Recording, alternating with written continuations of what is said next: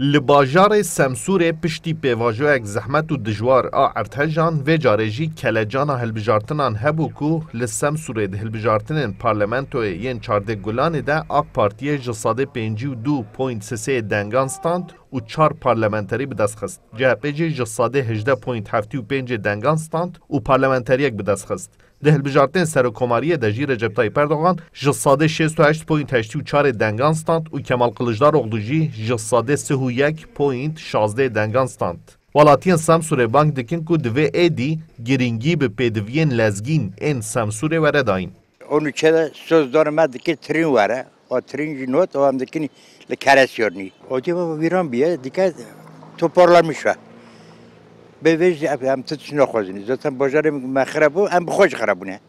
Ya topuma ma bu. Em yakam dixozini bu. Na Adıyaman hali Adıyaman ile zaten aile ortaya.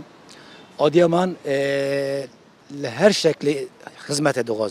Seçimlerinde 4 tane AKP çıkarması. Hilbijartinan da Semsûrê 4 parlamenterî da AK Partî ku sedema wê daxwaza xizmetê ye. Ji bo Semsûrê ya girîng ew e ku navbera salekî de xaniyên nû werin radestkirin.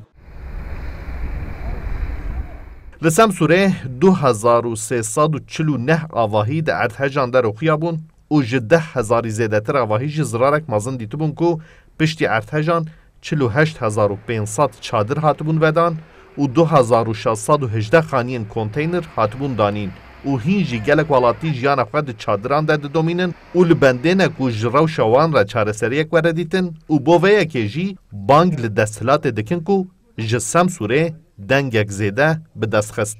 Valla yardımı da xwazin. İşte çadır edana, karık tam naxwaştana, fengsu kapmış kana, gaz sonra gaz germe. Ahani işte çatlak hana karık neva etkilenmiş bina nor neyçe.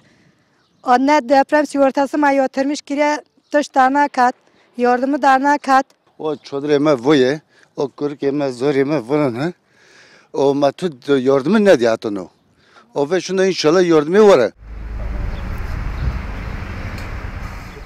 Semsûrê di hilbijartinên Serokkomarî û di hilbijartinên parlamentoyê de piştgiriya xwe ji bo Recep Tayyip Erdogan nîşan da. û niha Semsûrî dibêjin niha dora desthilatê ye ku birînên Ertejê yên Semsûrê bikevîne û ji bo geşepêdana Semsûrê gavên lezgîn bavêje. Mahir Yüksel, Kurdistan 24, Semsûr.